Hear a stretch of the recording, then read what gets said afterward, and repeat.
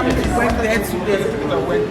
an SOE established by an Act of Parliament, best governance practices encourage the holding of stakeholder meetings for the purpose of informing the public of our activities to enhance public activity. At VRA, this event creates the opportunity for the board to share information on the performance of VRA for the previous year to our shareholder, represented by State Interest and Governance Authority, SIGA, and other key stakeholders. The board also shares the vision for the future. Today's event is the 9th of such interfaces held with stakeholders. We'll begin with a prayer by inviting Reverend Dr. Joyce Rosalind I. Our Father and our God, we want to thank you for the gift of today. It's such a beautiful day you have made. You've given us life also, and you have given us reason to live by making us your representatives in the various organizations where you've placed us. We thank you for bringing us together so that one of such institutions, the VRA, will speak to the things that you have enabled us to do, not just to give an account of our stewardship, but also to share information with our various stakeholders. We're grateful to you. Be our guide by the power of your Holy Spirit. And let us leave here knowing how privileged we are to serve you by serving our nation. In the name of Jesus, we say thank you. Amen. I'll now invite Mr. Kweku Ando-Awatri to give us his report. Good morning, everybody, and welcome to our 9th Stakeholders Interface. Certainly for those of you from the media and our stakeholders in SIGA Energy Commission, we're grateful you could join us on this important occasion, our auditors as well, and the support of our staff. And on behalf of my board colleagues, it's a pleasure to present to you a report on VRA's financial and operational performance for 2018. I'll share with you today our successes, our challenges, and the corporate expectations as the authority works towards financial recovery and ultimately to restructure ourselves into a resilient, viable, and financially strong business entity. 2018 was a challenging financial year. However, we succeeded in making some positive gains in our financial recovery efforts. These achievements are attributable to the board and management's strict compliance to its strategic decision to operate our thermal plants on the cleaner and cheaper natural gas, and the adherence of targets outlined in our financial recovery program, underpinned by the support for payment of legacy debts by the government through the ESLA arrangement. Our hydro generation plants continue to play a dominant role in the country's electric power generation in 2018. And generation from our hydro sources increased marginally from 5,034 gigawatt hours in 2017 to 5,044 gigawatt hours in 2018 and contributed 37% of the national generation sources. And of the total 15,964 gigawatt hours generated nationwide, the authority generated 60% of that, amounting to 9,635 gigawatt hours. So still playing a dominant role in the country's electricity sector. Planned maintenance was completed by the authority on all of its plants to ensure asset value maximization and system reliability.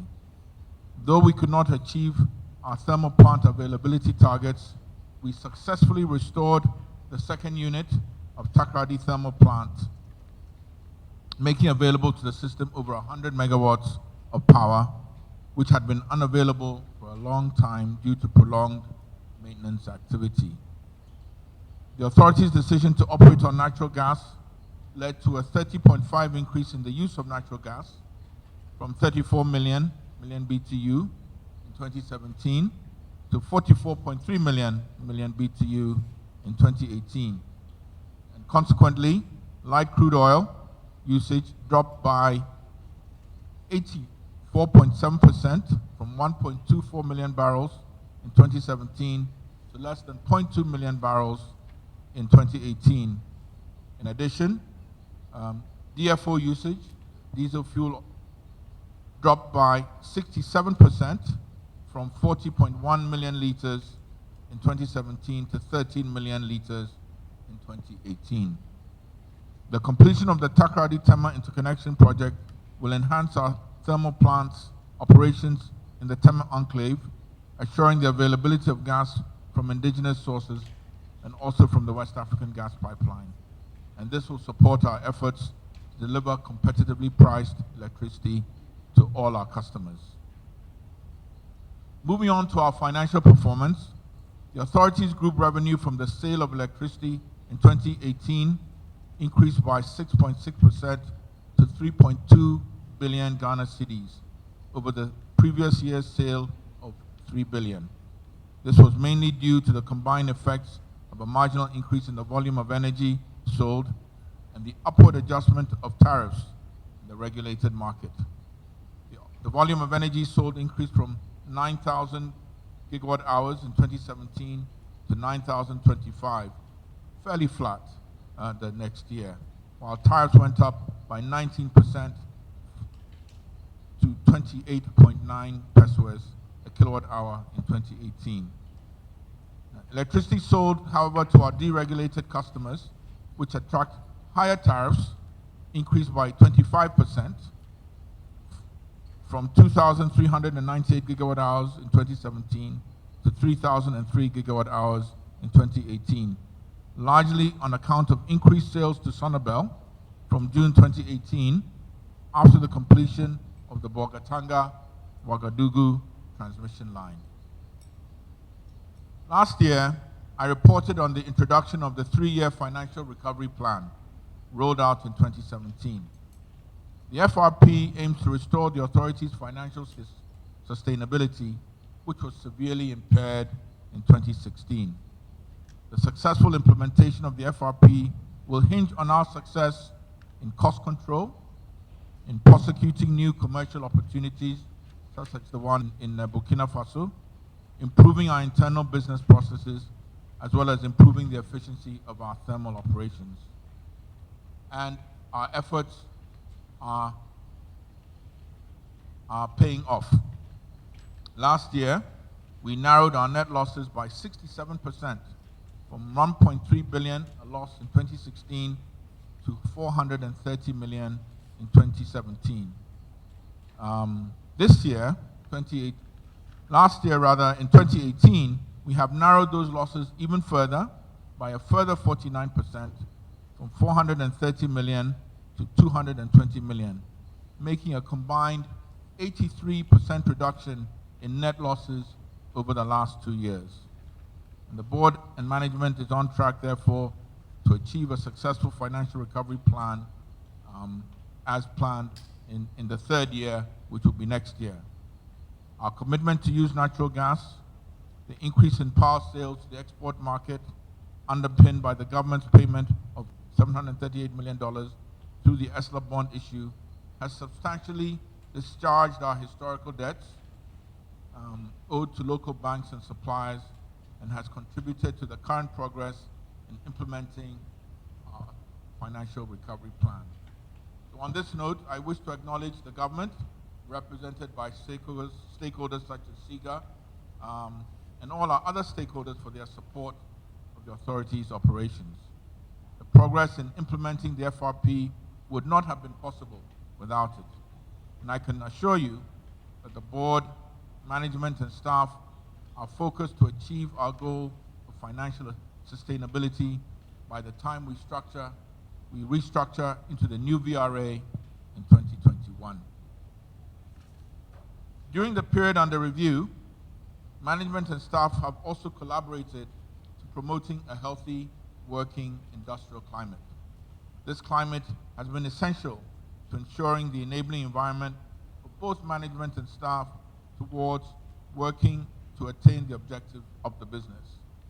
Initiatives that management undertook during this period include the review and implementation of the authority's succession planning program, implementing a high-impact leadership development program, and as well as providing the skills development program for staff in general.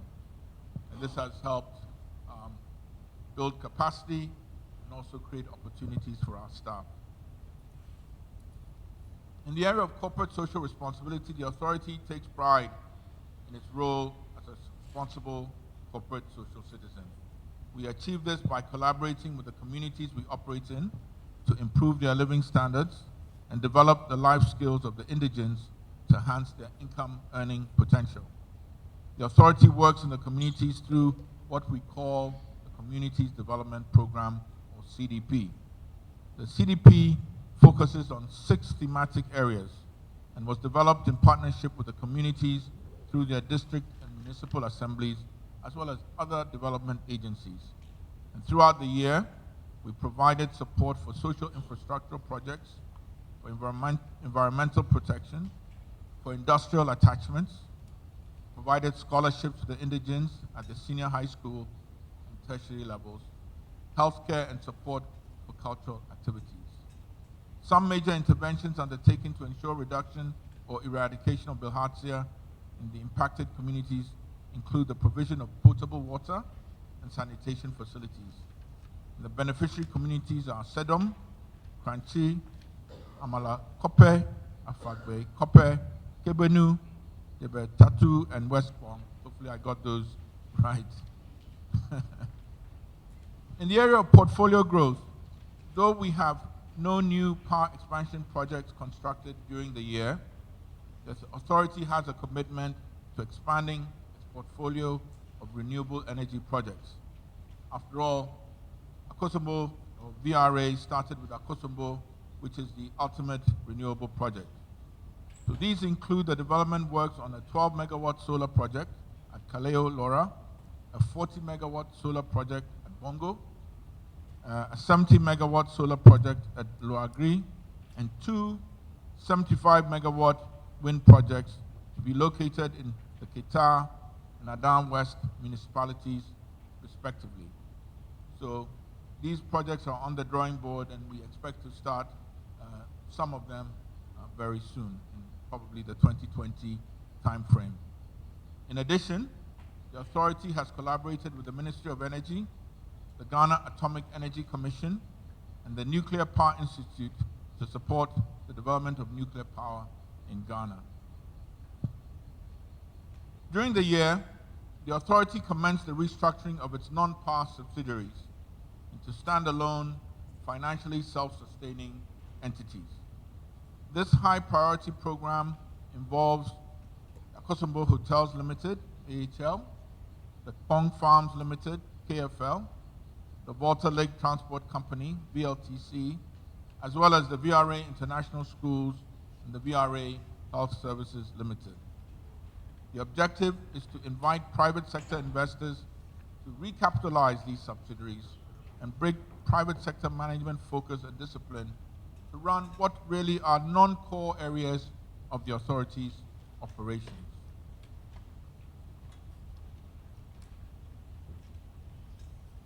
The authority's operations continue to be affected by ongoing challenges in the nation's energy sector. In particular, the issue of non-cost reflective tariffs and inadequate liquidity continue to affect our finances. It is our expectation that the government will address these critical issues through its ongoing initiatives. With respect to our own operations, the unavailability of the steam turbine at Abuadzi due to major damage following a grid disturbance contributed largely to the underutilization of the facility.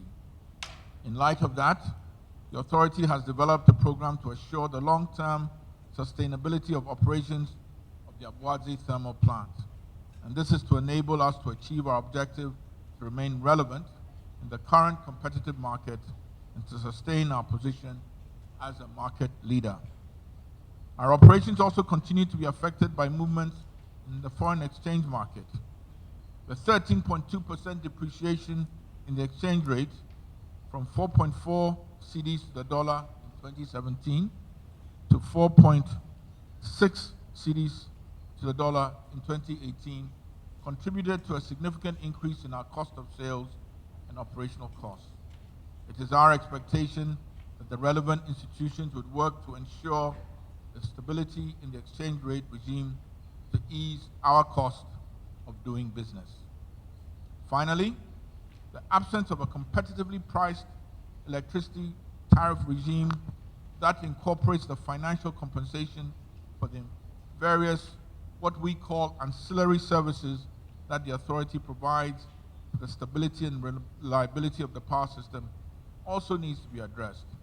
Ancillary services include voltage regulation, frequency modulation, black start, and things of that sort that have been talked about for some time, but need to be included and incorporated. We are of the considered opinion that the time has come for the mandated institutions, the PURC and the Energy Commission, to consider and incorporate the provision of these ancillary services in the tariff methodology. And finally, on the way forward, I would like to assure all our stakeholders that the authority is committed to executing its mandate to ensure the provision of reliable, competitively priced electricity to support national development. In that respect, a key priority is to collaborate with government and other interested stakeholders to develop and convert our simple cycle plants into combined cycle operations. These targeted plants include the Kwon Thermal Power Station, not Pong, the Tema Thermal 1 Power Plant, TT1PP, and finally, to transfer ownership of the T3 power plant at the Abuazi Enclave to VRA to enable us to retool it and operate it in a combined cycle mode with a private sector partner. These are our three immediate generation expansion priorities for our core thermal business. Over the last 58 years, the VRA has executed our mandate of powering Ghana's development. The leadership of the board, the dedication of management and staff have been critical in how far we have come as an organization. And it is our conviction that with good governance, discipline, and focus, we will provide the right guidance for the growth of the authority to ensure that we maintain our position as an industry leader for many years to come. I would like to express my appreciation to all our stakeholders for their contribution to supporting our quest to restructure the organization into a resilient, viable, and financially sustainable entity with multiple business interests. I would like to extend my appreciation to my colleague board members for their unwavering support and for exhibiting their highest professional standards in the execution of the board's mandate. And I also want to acknowledge the government for the continued support towards our financial recovery efforts through the ESLA program. I would also like to finally thank the Chief Executive and his management team for their dedication in guiding the VRA through the challenges of 2018. We look forward with optimism this year, 2019, and beyond, particularly as we begin planning towards our 60th anniversary in 2021. And finally, I would like to thank you all for joining us today and sharing the challenges and prospects of the Volta River Authority. Thank you, and good morning.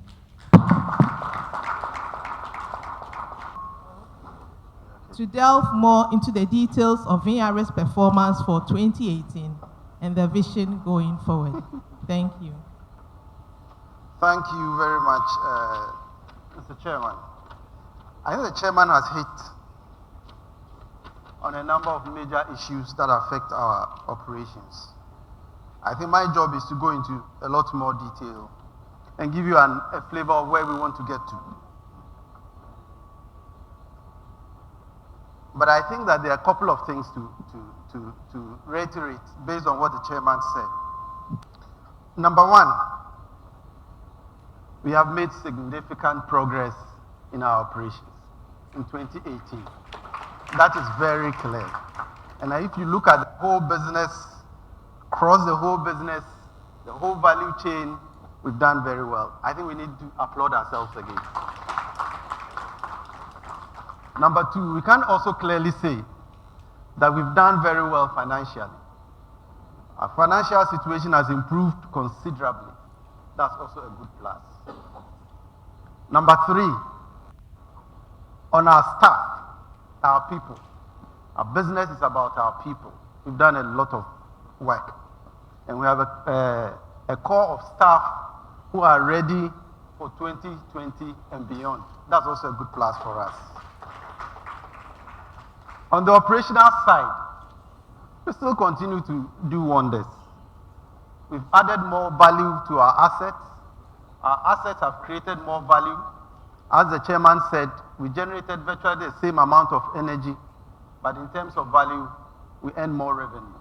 So I think in terms of our shareholders, Asabi, you should be happy. We are getting more out of our assets, and that should give you comfort. Pretty soon, we can start talking about dividends, but not here. Yes. And then, of course, the chairman has also raised a number of issues regarding our restructuring process, which is how we commercialize our non-core assets or our non-power assets. That's also in progress. So that's also another thing that we've done very well. So let me, on the basis of that, what I can say is that we've really prepared ourselves for a very strong growth in the future. We are fairly confident that we have all the building blocks required to make this organization much better than it was a couple of years ago. So this is what I'll do through my presentation. This is just a quick outline. The highlights, I think the president has gone through some of them. There are the 4 basic blocks of our corporate strategy: financial sustainability, business operations, capex, subsidiaries, etc. I'll go through very quickly. Next slide. I think if you will recall last year, I reported, and the chairman has also referred to it, that we created a new strategy that we call the brace. I haven't seen brace on any of the walls here. Okay, it's over there. And so what we've done is that we devolved the brace into a digestible form. This is what we have here on the screen. We've put it in a manner that one can appreciate, one can work with it, and so it's easy to mainstream it in the organization. So if there are any successes that we've achieved over the last year of brace, because we've developed it and mainstreamed it, so everybody lives by the operations and the targets set under brace. And let me quickly go through that. I won't take too long. The key is financial sustainability. The next one is improving our internal business operations, O&M and CapEx excellence. The third one is we've always been a renewable company, as the chairman said. So we are investing in renewables. And then the last one is our business being about our people. But in order to mainstream this, we've built mantra, and then we have also built what I call slogans around it. So if you look at financial sustainability, what we say is VRA beyond aid. Actually, we coined that phrase, and I think I reported on that last year. But quickly, our good friends in the Ministry of Finance, are they here? They took up the challenge, and they came up with Ghana beyond aid. Of course, they are shareholders, so we've left the slogan to them. And we've reworded the whole thing. Now, ours now is VRA beyond the government of Ghana, or more specifically, VRA beyond the Ministry of Finance. And as I also reported last year, I made it clear that we were determined not to go to the Ministry of Finance for handouts. We did that in 2017. In 2018, we did not go to the government. As of now, as I speak, we haven't been to the Ministry of Finance for subsidies or for anything. So we haven't been to the Ministry of Finance, and we are determined not to go to the Ministry of Finance for handouts. That is not to say the Ministry of Finance is not important. We need them for the administrative approvals. We need them to deal with the inter-utility debt, etc. But the most important thing is that we want to be able to hold our own, operate without subsidies from government. It's our mantra, VRA beyond government of Ghana. Of course, the next important one is about our people. And that's why we say our business is about our people. And so what we've done is that we put together a training program, a skill development program that makes us fit for purpose, and that allows us to compete in the new environment in which we operate. Competition from IPPs within Ghana as well as competition in the sub-region. I'll come to that later. On the investment in renewables, the slogan is us having the leadership in the climate change agenda. We are doing it from the perspective of energy. There are other institutions which look at transport, there are others who look at afforestation, etc.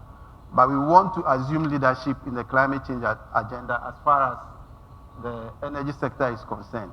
And that's why we are investing in renewables. On the improvement in internal businesses, business processes, etc., without that, we can't be competitive. So that's an important area for us. Customer is king. That's why we say we want to meet the needs of the customer.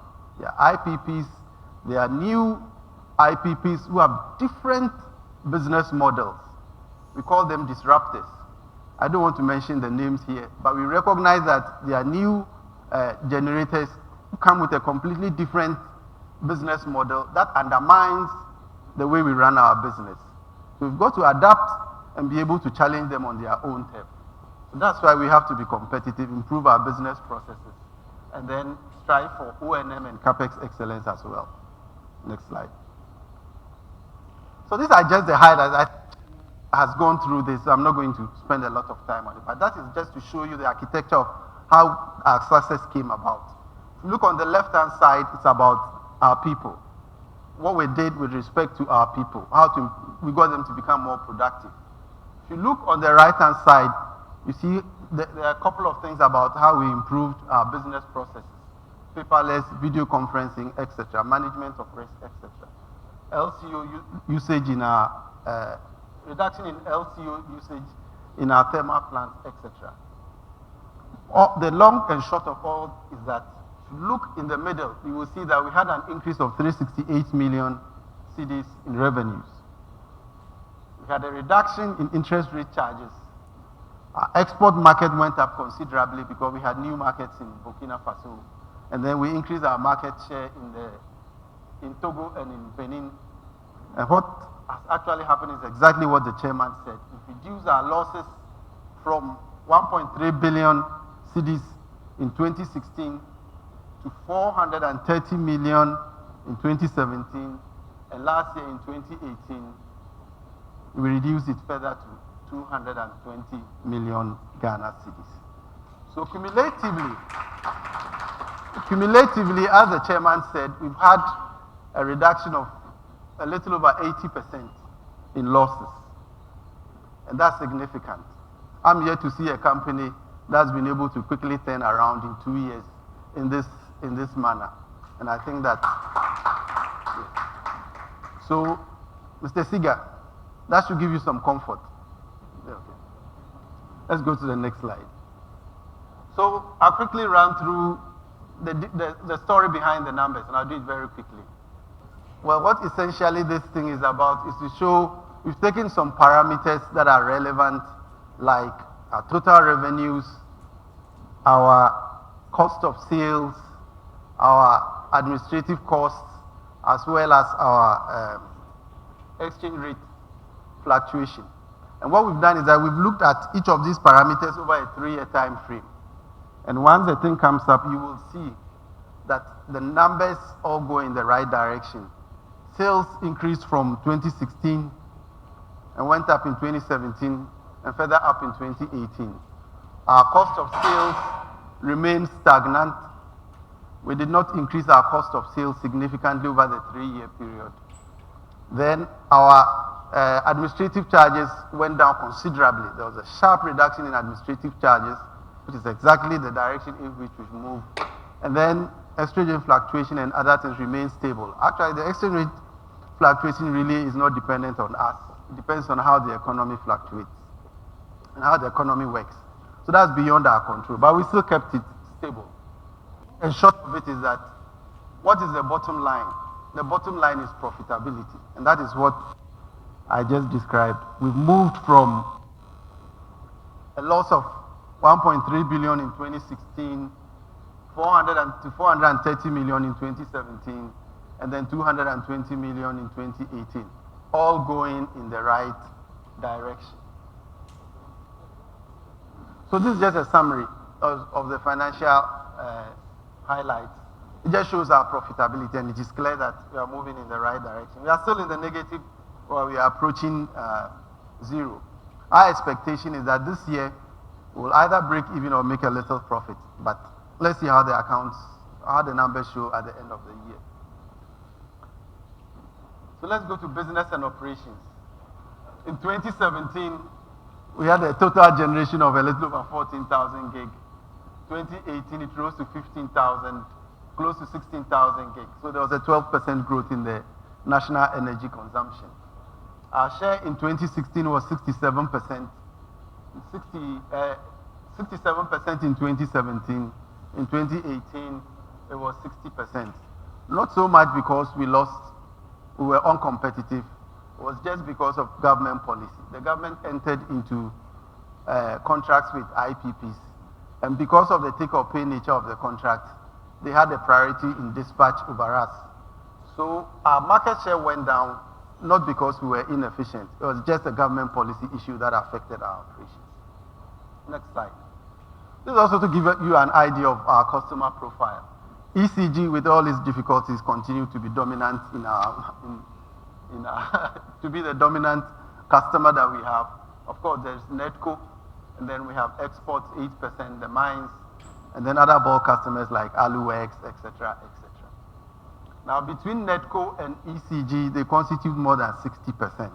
But the interesting statistic is that they constitute 60% of our market, but they contribute 40% of our revenues. So the export market, mines and etc., they constitute 40% of our market, but they provide 60% of our revenues. Next slide. So how have we met the demand? This is what we did in 2018. 52% hydro. Hydro continues to be dominant. Our own thermals in Abuazi and Tema produced 23%, and then we procured 25% from TICO. We have our own joint venture partner, TICO. So it's really because of the PPA arrangement with TICO, that's why we procured. But we are part of the TICO arrangement anyway. I'll quickly go through this. This is just to show that our plants have always been maintained to the highest standard, and that we've always had a high availability. The numbers did not show there, but we had a target of 90% for Akosombo. We exceeded, the average availability was around 95%. So the assurance is that the machines are in good shape, they are ready for operation, there shouldn't be any difficulty. In the case of Pong, the average was slightly lower because we took out one machine to continue with the retrofit project. Essentially, what it shows you under 19G3 is that the plant was available only 20% of the year, because after that period, it was taken out. After the first quarter, it was taken out for repairs and refurbishment. That precisely is the reason why it was a little low, but the two hydro plants have very high availability, acceptable by all industry standards. So we shouldn't have any cause to worry about that. Next slide. I think it's something that's always of interest to people. How have the rains been like on an annual basis? We all track the lake elevation, and it's always something that defines our decisions for generation the subsequent year. This is 2018. The maximum we got to was 263.7. We had above average rainfall. This year, it's even better. It's not been good for others because there have been floods, but it's even better for lake management. Today, as we speak, the elevation is 266.27. It seems to have peaked, so we have a windfall of an additional 3 feet of electricity, of energy stored in the lake. And just to put it in context, just for the ordinary person to understand, that 3 feet is equivalent to running 150 megawatts of thermal plant with all the fuel, etc., in 1 year. So in actual fact, if you really want to do a very optimized generation, you can run that and avoid procurement of fuel, equivalent to run 150 megawatt thermal plant. So essentially it puts us in a very good position. We can cut down our costs, we can optimize the operations very well next year. The thermals, yes, they had fairly good availability. It was only the TAPCO plant that did not run, and I think the chairman alluded that in his statement. We had a grade-related fault, and so it was out for close to 14 months. We had to ship it out to the UK for refurbishment, and then it took quite a while. But that's the only thing that affected our thermal operation. Apart from that, the plants were generally available. So what I'm saying in a nutshell is that on the thermal side, on the hydro side, we fairly have a very good availability. Our assets are ready to be used, with the exception of the TAPCO one, which has some work to be done. But apart from that, we are in very good shape as far as our operations are concerned. Next slide. This is just symbolic. We have a small solar plant, for those who don't know, in Navrongo. The availability was what it was expected, 80%, which is good, but it generates 2.5 megawatts. But for symbolic purposes, yes, it's the first utility scale power solar plant that was constructed in Ghana, and we still continue to operate it. So CapEx excellence. So what are we doing under CapEx excellence? As the chairman said in his remarks, because we have overcapacity, the ability to develop new projects is a little constrained until the overcapacity issue is dealt with. But we continue to have our flagship project, which is the pond retrofit project. The whole idea behind this project is to extend the life of the pond plant by another 30 years. It's ongoing. I think 3 units have been refurbished already. The project will end in the first quarter of next year, and then we can be assured that this plant will run for another 30 years without any difficulty at all. So that is the major project. This is just the beginning of a new business model that we are developing, and it is on renewables. If you look at our head office, it's on the right, and then we have some solar panels on the roofs of the cafeteria and I think that in the kitchen, yes. We did this just to demonstrate that rooftop solar works. We are not doing it for distribution purposes. We are doing it from a purely generation perspective. And it works. All the data that we have acquired so far suggests that this small solar project, which is just about 80 kilowatt hours peak, serves 25% of the energy requirements of the entire head office. Okay. Some of the data I've also seen suggest that even during the weekends, it serves almost the entire power requirements of the head office, because of course people are not in the offices. So we've tested it, we know it works. Our next step is to move into our enclaves, Akuse, Akosombo, and roll out a major rooftop solar project.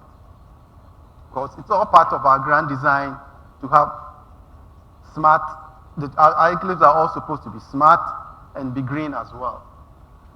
So this is one of the new business models that we want to see and see how it works. I'll go through this quickly. This is where we interface with West African gas pipeline. This is where gas is delivered to us. We did some refurbishments there, and we installed some measuring devices just to be sure that we could account for the gas that is delivered to us and gas that we send out to other customers. But now it's a state-of-the-art facility. It's not any different from what you find in any advanced country. This is really state-of-the-art. Let's move on. Let's move on. We do this construction, number of assets that we are working on. This is the school in Abuazi. Let's move on. So these are the ongoing projects. We have a project, 70 megawatt solar project at Kalu and Laura. We just have started construction. They'll be completed next year, one in June, one in December. And as I said, the second point is about the rooftop solar project, the greening of Akosombo and Akuse. We have another solar project. We are working on the permitting arrangements right now, Bungo, 50 megawatts. And then as the chairman said, these wind projects have been around for a while. We continue to work on them. We are hopeful that next year we can start the actual construction with a private partner.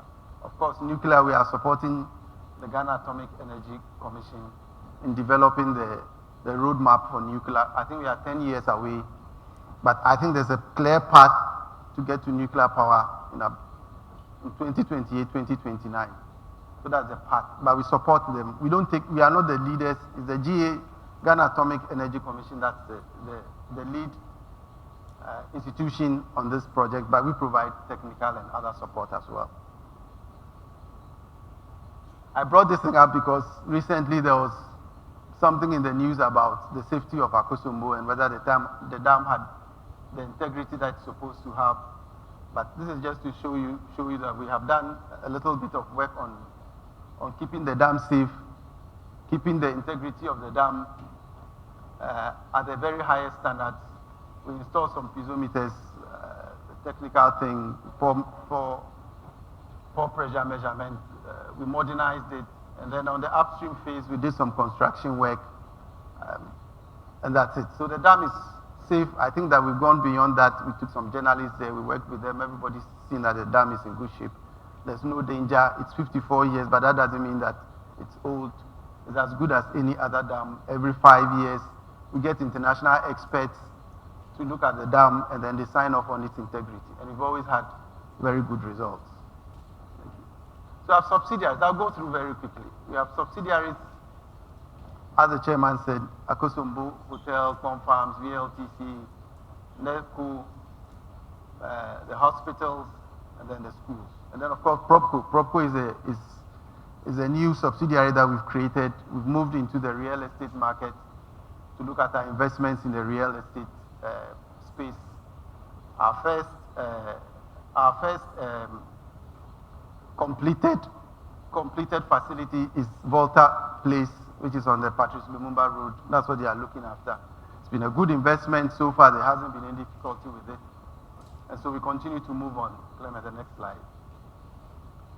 So this is just to show you what we are doing on the various subsidiaries, as the chairman said.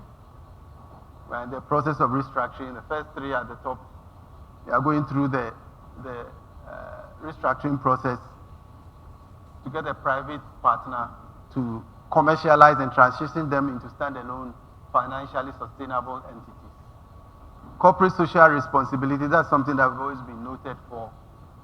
Afforestation, livelihood,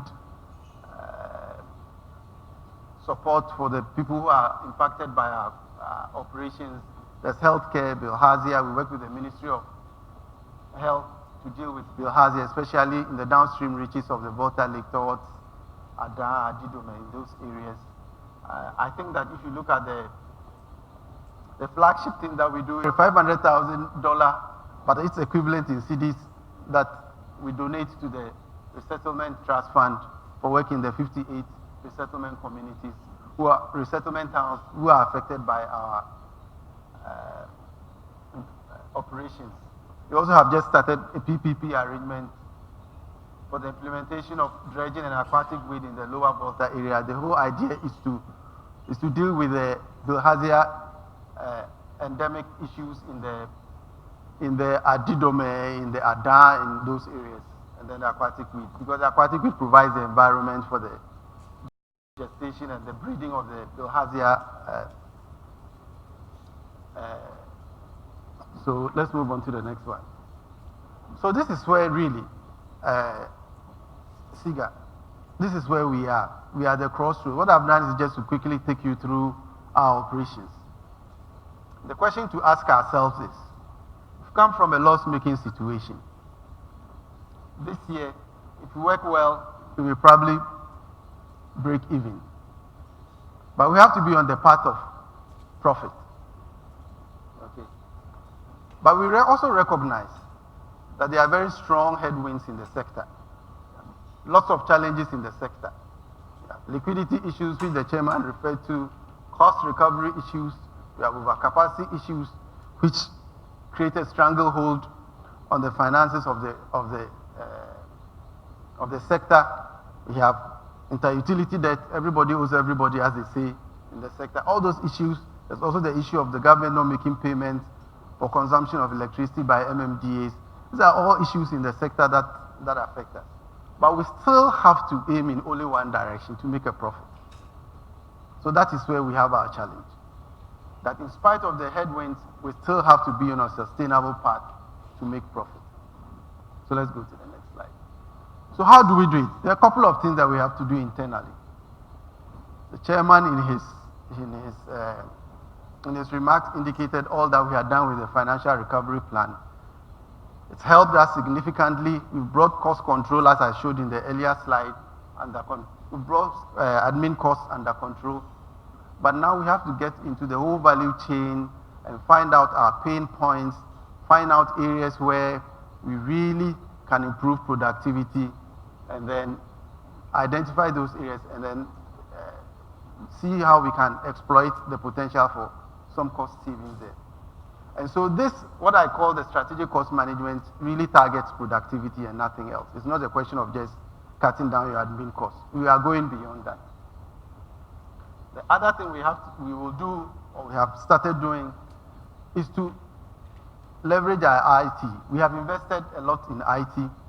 We will leverage it and make sure that IT becomes a backbone for our business. In fact, I have put this Internet of Things there just to give you an idea of exactly what we want to do. See all those screens. What we want to do is to be able to set up a SCADA system so that we'll be able to monitor and optimize how we dispatch our plants. Today, as we speak, Gridco just invites us to run our power plant. We want to go beyond that. We want to decide which of the plants we want to run from a cost perspective. So we don't want a situation where Gridco says, run Pung, and you have to run Pung. We have to look at our own portfolio and decide what's the best plant to run to provide the megawatts that Gridco demands. And we can only do that with a monitoring system like this, a SCADA, and with some algorithm that helps us to optimize how we dispatch our plants from a cost perspective. This is supposed to help us become more competitive. Of course, efficiency, we will always work at it along the whole value chain, both operationally as well as both from an operational perspective as well as from an administrative perspective. Of course, there's a global partnership. We use that to benchmark ourselves, and I'm happy to announce that very soon we'll conclude arrangements with two well-known utilities in this world, one in Southeast Asia, in Korea to be precise, and another in Canada. The whole idea is to have a twinning arrangement so that we begin to benchmark ourselves with the highest in the industry. Okay, next slide. So that is what we have to do. But of course, there are external things that we have to do as well. We've got to look at the create markets. Actually, the real thing we need to do is to create markets. And we see the export market, especially in Burkina Faso, as a potential area where we can make a lot of gains. Today, we supply 15% of the power requirements of Burkina Faso. The Ivorians supply 35%. Self-generation by Burkina Faso is 50%. We have reason to believe that we can penetrate further into the Burkina Faso market. Actually, we've initiated discussions with them to increase our exports from 100 megawatts to 150 megawatts. But that's not where we will end. We all know that in Mali, there's an increased demand for electricity. There's a transmission line that is going to start from Bogatanga to Bobo in Burkina Faso to Sinkasso in Mali. It's supposed to come online in 2023, 2024. It's one of the major transmission line projects under the West African Power Pool. What we are doing is leveraging our position in the West African Power Pool to get into the Malian market. Once we get into Mali, Mali is connected to Senegal. Senegal is connected to Guinea. Guinea is connected to Liberia. Liberia is connected to Cote d'Ivoire. And then we go through a loop. So then we have the entire West African market to be able to exploit. As I speak to you today, this is just a point of information. We deliver 200 megawatts of power to our export market, which is extremely significant. 200 megawatts. Sometimes it's 250. Togo, Benin, and to Burkina Faso. So that's very significant. A year ago, we were delivering less than 50 megawatts. So that's been a significant improvement that we've made. Of course, there's the issue of the aluminum industry. We are working with Guidec. You know about it already, so I'll quickly just go through that. And of course, there's a manufacturing sector 1D, 1F. There are all these vehicle assembly plants that are to be set up. We've approached some of them. We've had a response from, I think, if I remember, Nissan, and I think we had a response from Toyota as well. But we haven't had a response from VW. But we've offered ourselves as a supplier of choice for them as far as energy is concerned. So I'm hopeful that when they put their financials together and make the investment decisions, they will always remember that we'll be there to be able to supply them. Of course, there's a mining industry. Anglo Gold Ashanti is pouring first gold in December so which is really next month. And so we continue to see what we can do in the mining space. So these are the things that we have to do. Now, I put up this slide as my last slide, and this is actually meant for SIGA. In spite of the headwinds, in spite of all the challenges, exactly. I think it's descriptive. In spite of everything, we still are positive. We think that we have built, as I said at the beginning, the basic building blocks for strong growth. We've set up ourselves on a pathway of financial sustainability. Know that the challenges are there. We believe that we have a very good team management. We have a very good and a strong board who give us a run for our monies. In fact, I always say, and sometimes I don't say it in front of the board, it is what they do to us that we pass on, and that is why we are both successful. So it's a team thing that we've been able to do. So between us and the board, you see what we've done to the I and the M. We've jettisoned that. We've dropped it. Okay. We don't want any I and any M. We are optimistic that we can only move in one direction, that's profitability. So the P, even though it's meant to be possible, it actually stands for profitability. So we'll jump over that crack into profitability and into the future. So thank you very much. This is what I leave you with. We have their representative here in the person of Mr. Chris Ajendoku. Would now invite him to give an opinion on the external audit. Thank you very much, Madam. Mr. Chairman, Chair and board members of the VRA, Chief Executive, all protocols observed, I bring you greetings from the Auditor General, Mr. Daniel Yaudomelevo, who has responsibility to audit the public accounts of Ghana, and from Mr. Johnson Ekwamwasiedu, Deputy Auditor General for Commercial Audits, who should have been here himself to do this. I now present to you the opinion of the auditors on the financial statements of the Volta River Authority. We have audited the consolidated, which comprises the group and separate financial statements of the Volta River Authority for the year ended 31st December 2018. These consolidated financial statements comprise the consolidated and separate statement of financial position, consolidated and separate statement of profit and loss, and other comprehensive income, statement of changes in equity, statement of cash flow for the year then ended, the notes to the financial statements, including a summary of significant accounting policies and other explanatory information. In our opinion, the accompanying consolidated and separate financial statements present fairly, in all material respects, the consolidated and separate financial position of the Volta River Authority as at 31st December 2018, and of its consolidated and separate financial performance and its cash flows for the year then ended in accordance with international financial reporting standards, and in a manner required by the Volta River Development Act 1961, Act 46, as amended by Act 692 of 2005, and other legal framework.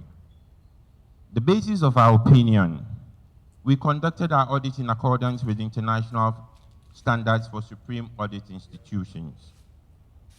Our responsibilities under these standards are further described in the auditor's responsibilities for the audit of the financial statements section of this report.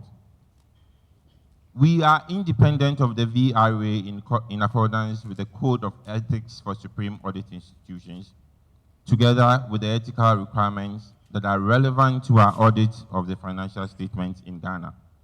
And we have fulfilled our ethical responsibilities in accordance with these requirements and the Code of Ethics.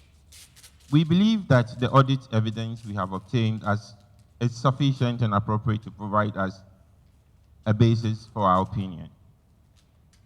Responsibilities of management and those charged with governance for the financial statements. Management is responsible for the preparation and fair presentation of these financial statements in accordance with international financial reporting standards and in a manner required by the Volta River Development Act 1961 as amended by Act 692 of 2005 and other legal framework, and for such internal controls as management determines are necessary to enable the preparation of financial statements that are free from material misstatements, whether due to fraud or error. In preparing this consolidated and separate financial statement, management is responsible for assessing the VRA's ability to continue as a going concern, disclosing as applicable matters related to going concern, and using the going concern basis of accounting unless management either intends to liquidate the VRA or cease operations, or has no realistic alternative but to do so. Those charged with the governance are responsible for overseeing the entity's financial reporting processes. As auditors, our objectives are to obtain reasonable assurance about whether the consolidated and separate financial statements as a whole are free from material misstatements, whether due to fraud or error, and to issue an auditor's report that includes, in our opinion, reasonable assurance is at a high level of assurance, but is not a guarantee that an audit conducted in accordance with IFRS, which is consistent with the fundamental auditing principles of the international standards for supreme audit institutions, will always detect a material misstatement when it exists. Misstatements can arise from fraud or error and are considered material if, individually or in the aggregate, they could reasonably be expected to influence the economic decisions of users taken on the basis of these financial statements. As part of an audit in accordance with the fundamental auditing principles, ESIS 100 to 999 of the International Standards for Supreme Audit Institutions, we exercise professional skepticism throughout the audit. We also identify and assess the risk of material misstatements of the consolidated and separate financial statements, whether due to fraud or error, design and perform audit procedures responsive to those risks, and obtain audit evidence that is sufficient and appropriate to provide a basis for this opinion. The risk of not detecting a material misstatement resulting from fraud is higher than for one resulting from error, as fraud may involve collusion, forgery, intentional omissions, misrepresentations, or the override of internal controls. Obtain an understanding of internal controls relevant to the audit in order to design audit procedures that are appropriate in the circumstances, but not for the purpose of expressing an opinion on the effectiveness on VRA's internal controls. To evaluate the appropriateness of accounting policies used and the reasonableness of accounting estimates and related disclosures made by management. To conclude on the appropriateness of management's use of the going concern basis of accounting, and based on the audit evidence obtained, whether a material uncertainty exists related to events or conditions that may cast significant doubt on the VRA's ability to continue as a going concern. If we conclude that the material uncertainty exists, we are required to draw attention in our auditor's report to the related disclosures in the financial statements. Or, if such disclosures are inadequate, to modify our opinion. Our conclusions are based on the audit evidence obtained up to the date of our auditor's report. However, future events or conditions may cause the VRA to cease to continue as a going concern. To evaluate the overall presentation, structure, and content of the financial statements, including the disclosures and whether the financial statements represent the underlying transactions and events in a manner that achieves fair presentation. We communicated with those charged with governance regarding, among other matters, the planned scope and timing of the audit and significant audit findings, including any deficiencies in internal controls that we identified during the audit. We also provided those charged with governance with a statement that we have complied with relevant ethical requirements regarding independence and to communicate with them all relationships and other matters that may reasonably be thought to bear on our independence and where applicable related to safeguards.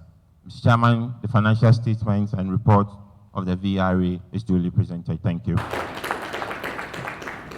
Thank you, Mr. Ajindoku. We have heard a lot from the chairman, the chief executive, and the external auditor. We'll now open the floor for comments, discussions, and any questions. We'll first give audience to the Director General of SIGA, Honorable Stephen Asamoah Boateng, to give his comments. Thank you. Thank you, Board Chairman, board members, CEO, other stakeholders, and the senior management of VRA, and my own SIGA colleagues. My general manager for FNA is here. And first of all, let me apologize for coming in a bit late. I was away from the country. I arrived last night. But I came purposely for VRA stakeholder meeting. Jeff was not sure I was coming. He kept on asking me, and I assured him I'll be here. But it's been an interesting and positive meeting today. Been watching VRA since I came to the then State Enterprises Commission.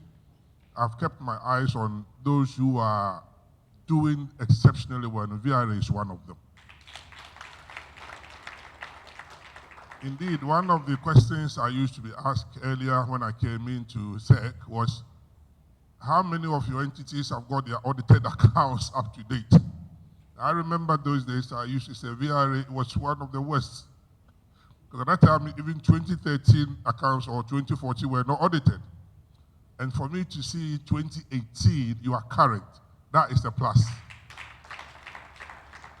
That is a plus for VRA. But not only that, you've given me a very hopeful outlook. Your financials looks positive. You are moving, although in the negative, but you are moving to the positives. Indeed, last couple of weekends, I was with Cabinet at Pediase for a presentation on all the entities. And I was being asked specific questions. When can we expect some positive contributions, meaning dividends, from your entities? I gave Cabinet a very positive outlook from what I have noticed. You were not even part of it, because I know, yes, next year, God willing, you can break even. my projection and the team's projection is that you may make just a small margin of profit. That's the projection we've done on your financials. Very small, but it's a significant change from the deficit you used to over 1 billion now coming into a profit.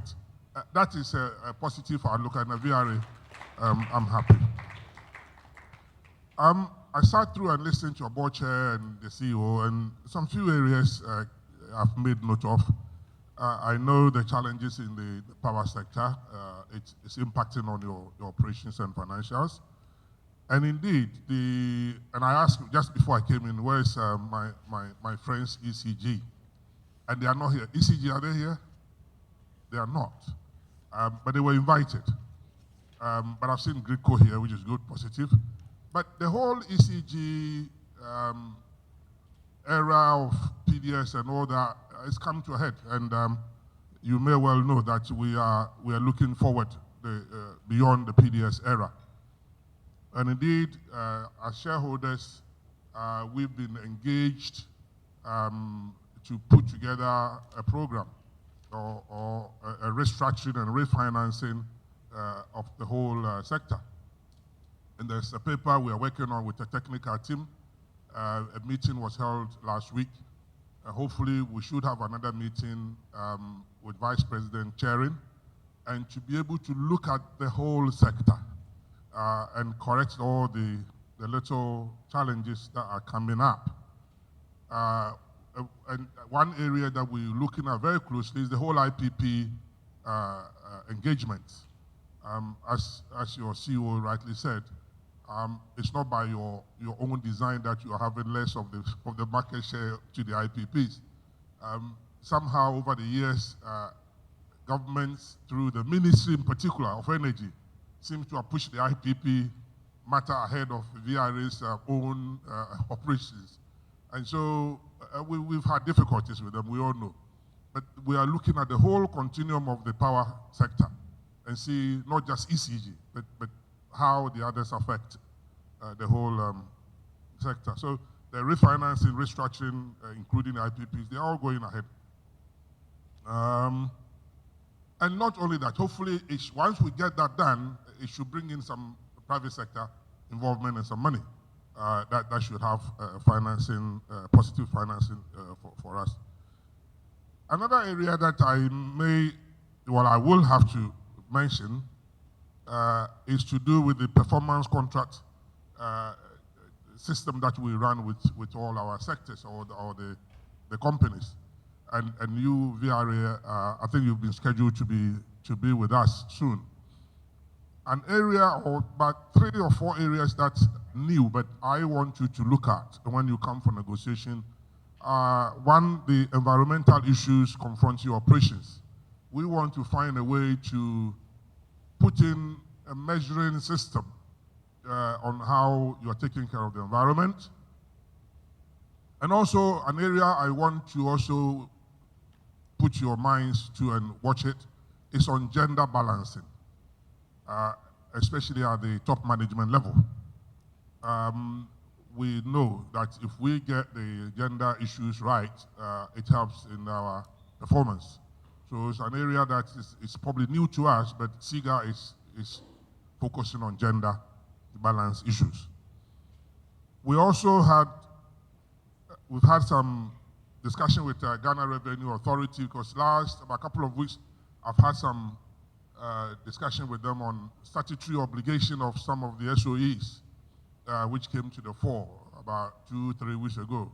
So this is just a reminder that please, we are very much looking at your obligations, statutory tax obligations and stuff like that you honor, so that the revenue stream from government would flow through for us all to benefit as a country. The last one I'm also looking at is how within the SOE sector and other government institutions we can build a market where we help each other or we support each other, put it this way. So we've called it intertrading activities within the SOE and government institutions. So, for instance, you are talking about the solar projects, which I've noticed you've started with your own your structure and going through your other stations and your properties. But I would encourage you to move into other SOEs, and we would help you to engage them so that you can put up these solar panels on top of their roofs and take care of their little gadgets and power energy demands that they want. So those areas I want you to explore and start with the SOE sector and other government institutions, MMDAs. We can impact on them so that we reduce the cost of energy. Then also, we also want you, whilst you extend your services and get something out of it, you also must look at what other services you can get from SOEs. And one simple one is even a supply of simple water, bottles of water. I've seen Specialized sitting on your table, but I know Gihok Distilleries is producing water. I know Ghana Water Company has set up a plan to produce bottled water, so you must also patronize it. It's part of the intertrading activity within ourselves that would, for me in SIGA, we've changed. Now we only buy water from Ghana Gihok Distilleries. If it's not Gihok water, we won't buy it. But I'm not asking to shift from your other customers, but give some percentage to SOEs. It's from the hotel. Oh, it's not yours. That's fine. Thank you. But within your own environment, please patronize other products from our sector. Finally, let me conclude by thanking you for this meeting. But I'm much more aware the importance you have for your personnel, the manpower, which is really important. Without the people in VRA, you guys cannot be where you are now. I've encountered some of you at various points, and you have high professionals. And if we, from SIGA's point of view, encourage and support, I think you will go higher and even extend. I can see your global partnership agenda. We will be there to help you to reach out of the country, if it's Mali or it's wherever in the United States, wherever there are opportunities, SIGA, it's a different ball game, SIGA. You hear SIGA now, you must know that we are here for serious business. By next year, January, we're just trying to get our structure in place. You see me and my general managers running helter-skelter for now, but hopefully next year we should have our systems working. And so we will be there to support you and to make the best out of VRA, and Ghanaians should benefit from your services. Thank you very much. Thank you, Honorable. Hello again, stakeholders. Our own director of SIGA, the Honorable Asama Boateng, and our colleagues from Gridco Petroleum Commission, PURC Energy Commission, and our fellow members of staff here, and our auditor as well. I want to thank all of you for joining us today. We really appreciate the support of our own SIGA. We really appreciate the journey that we are also on and the support you've given us. As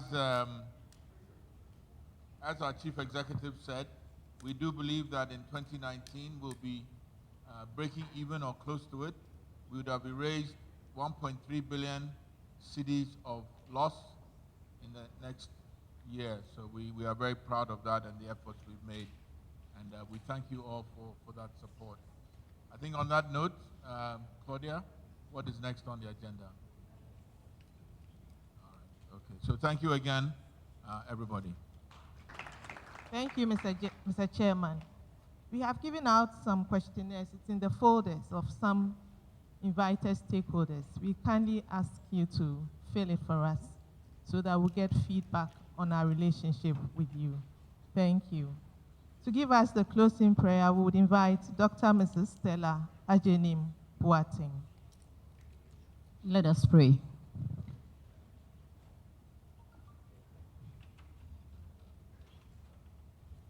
Our Father in heaven, we want to thank you so much for a successful event. We want to thank you, Father, for the successes that you have caused us to chalk as VRA through the able leadership of our board the commitment of our executives, and the dedication of our employees. We want to thank you so much, Father, because we know that you will never leave nor forsake us even as we journey on. We are praying that, Lord, the journey, O God, into the future shall be full of possibilities and profitability. May you guide and guide us even as we go back to our places of work. This we ask in the name of your Son, Jesus Christ. Amen.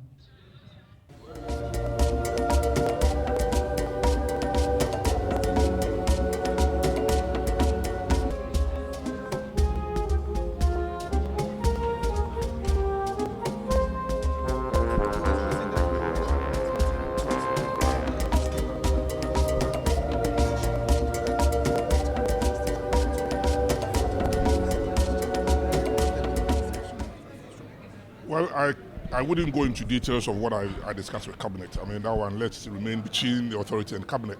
But what I can tell you and the public is that at the SIGA end, we're looking at categorizing government institutions into those that government has to hold. That's the 100% ownership.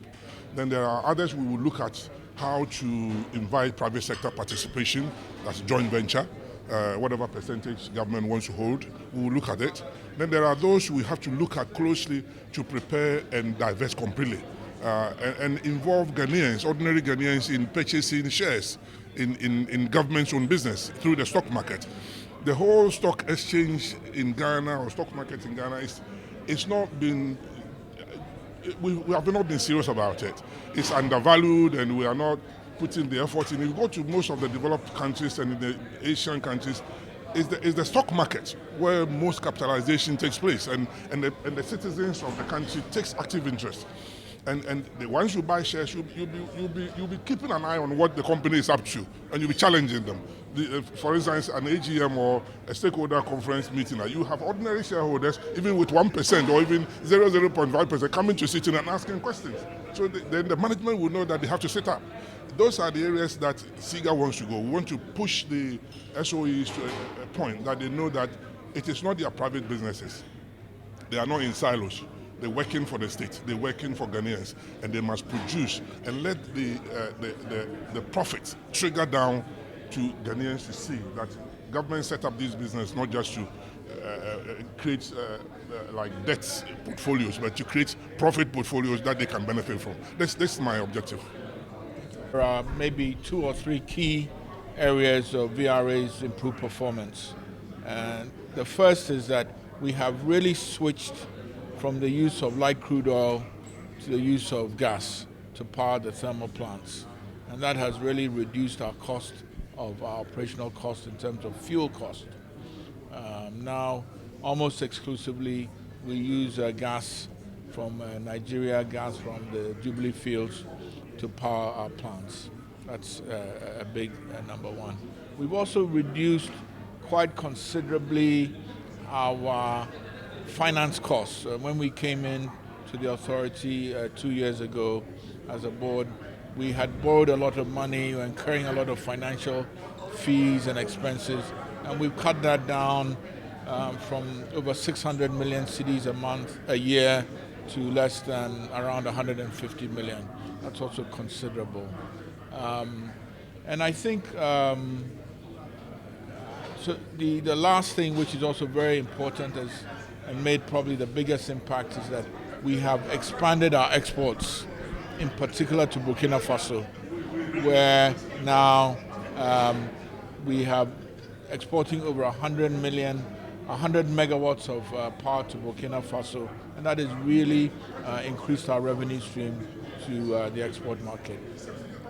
You are still owing Ghana Gas when it comes to gas transportation. We are owing Ghana Gas a portion of funds. A lot of that has to do with the arrangement the government has with Ameri, because basically the government contracted those plants and asked VRA to take them over using gas from Ghana Gas plants. And really the arrangement in place right now is that the tariff that is set did not cover the cost of some of those bringing in the gas. So government has actually, we have a conversation, VRA has a conversation with government to say that they will settle most of that Ghana gas bill that is due to the Ameri being used by Ameri. So in the short term, you are not owing them directly, but it's government's end. Effectively, it is because government directed VRA to take over the Ameri plant, and government then set a tariff for Ameri that did not cover their cost of production. So government has then undertaken to cover those costs, but it hasn't happened yet. If I may ask, just last question has to do with the gas. The amount of gas we sell to you from Nigeria is the price. I understand the energy minister wanted the price to come down sometime. How has that discussion been? The current price of gas from Nigeria, the West African gas pipeline, is just over $8 a million BTU. Just over $8 a million BTU. And I think there's been ongoing conversation to reduce it, as you say. And I guess those discussions are ongoing. So you also mentioned of a new VRA. What is it about? Sure. You know, when this board came in 2016, as the presentation showed, with board and the new management that came in at the same time, effectively, VRA was incurring losses of over 1 billion cedis, 1.3 to be exact. Today, 2018 year end, we've narrowed those losses by over 80% to 200 million cedis. And this year, 2019, we expect to narrow them even further and break even, and if not, make a small profit. So there are a number of components to what the new VRA is. The first one is underpinned by financial sustainability. VRA has to become a profit-making entity. It used to generate a lot of funds many years ago. We would like to return to that. But there's also an organizational restructuring that is also required. In the presentation you heard that we are looking to privatize all the subsidiaries, find private sector partners to take over the non-core areas of the business, and that will also make us more focused on our electricity business. And then also we are using technology to make ourselves more efficient, also to run the business in a more efficient manner. We are in a competitive market. IPPs have come in, and VRA, we are still the market leader. We are still producing 60% of the country's electricity requirements, but we must do that reliably and cost effectively. And those are the basis of the new VRA. Okay, so the 2021 target is achievable? We believe so. We came in, as I said, as a board in 2016. We came in to see a lot of these losses, and the idea is in a 3-year period, we should reverse these losses. And that is where I'm on track to do that. And the operation of the Water Lake Transport has to be done in tandem with power operations. So Water Lake can't be on its own, and then power operations will be on its own. Okay, the way you manage the lake, that is what will give the all year round transport arrangement that the Water Lake Transport Company can deal with. So what we want to do is we want to transition it into a self-sustaining, financially sustainable business. We'll be running it as the only shareholder for all these years. But we've come to the point where we think that we've got to get strategic investors to assist us, bring in technology, bring in capital, etc. So we started with an expression of interest process. It's part of the procurement process. And I think that in August or thereabouts, we got the invitations and the tender scheme. We are evaluating the tenders, and then after that, we'll have a short list. Then after that, then we'll go into the request for proposals aspect of the whole procurement process. We are hopeful that maybe in 2 quarters, we'll be talking to a strategic partner. But the business is doing well. I was there 2 weeks ago on Sunday, and you see that people are patronizing it. So why do you want to give it to a private person? Actually, let me make a distinction. If you went there and it's on Dodi Princess, I'm sure you're talking about Dodi Princess. Dodi Princess is part of the hotel. Water Lake Transport really does north-south transport. And they move fuel, foodstuffs, dry cargo, etc., north-south. So on the hotel side, I perfectly agree with you. It's operating very well. That is not our main concern. It's the Water Lake Transport. That's where we have a difficulty. So I've also realized that the water level is rising on the Kusumbu Yes. side. So what would that mean for the Essentially, about 40% of power generation in Ghana comes from hydro. So it's positive. It's always positive to have a lot of rainfall and also have the lake level rising significantly. Where we are tells us that if we operate it sustainably, we can operate it for 4 to 5 years with this level of this thing. But we've got to be very prudent in how we draw energy from the lake. So it is good, it's positive. It assures us that for the next couple of years, we still can rely on hydro to support the thermal generation for the business. Should we expect dividends? Dividend, I'm having a negotiation with SIGA. It will take a bit of time. Let me put it that way. But the Ministry of Finance insists that SOEs should be seen to be paying dividends. But that's a decision that we have to make as a board. We have to look at our financials at the end of the year. If we think that we've made decent profit, we'll pay dividends. But I don't think it will be next year. We probably will aim at next year. You're welcome.